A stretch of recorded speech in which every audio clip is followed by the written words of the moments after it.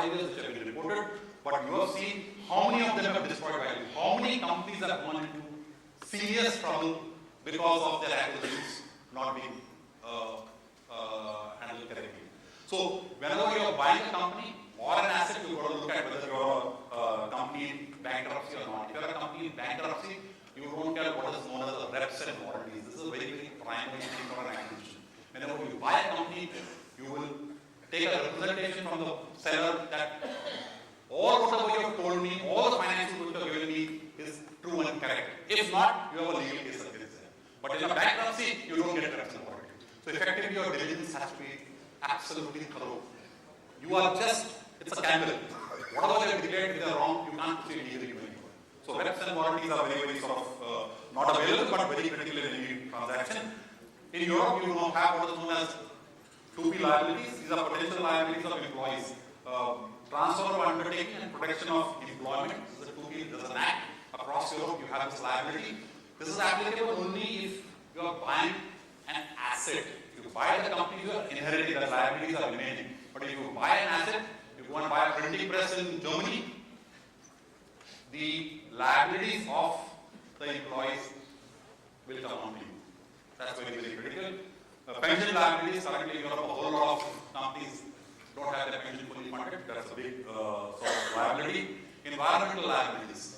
I don't know whether there's pollution in your industry, but in a lot of sectors, environment is almost a clear deal breaker, where you have historically been at the same plant, there's a lot of pollution around. When you acquire, the authorities out there can ask you to clean up the land before you go.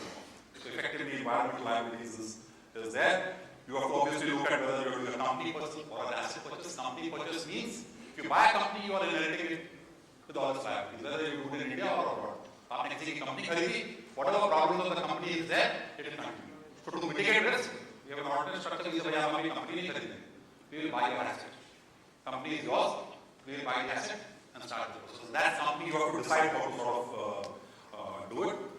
Company acquisition was shareholder acquisition. Whether you buy a company through your company or do you buy directly. It's again a capital structuring issue. We want to discuss it right now. And most important is outbound investment. If you are doing a cross-border transaction, how do you take money out? And I have seen a whole lot of outbound transactions which have been completely badly structured because the promoter was told something, not gone to a specialist, they did some, and it's completely where effectively when they do an acquisition and they're getting 128% of the money of what is being earned out there.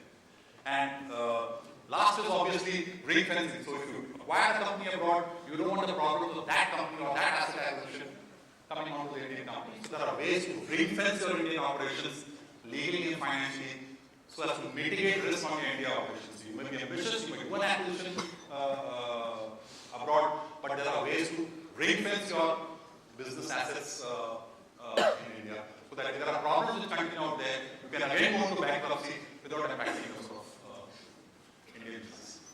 Friends, it's been a slightly technical topic maybe for you all. I hope I've been able to explain as simply as possible, and I hope it's been beneficial for you all. Thank you.